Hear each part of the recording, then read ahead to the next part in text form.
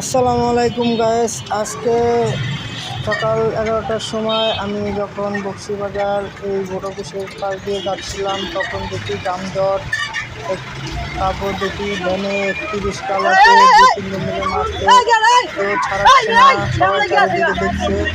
তখন আমি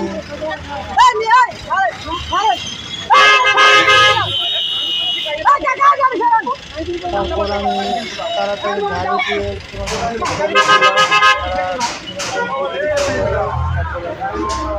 গেলাম।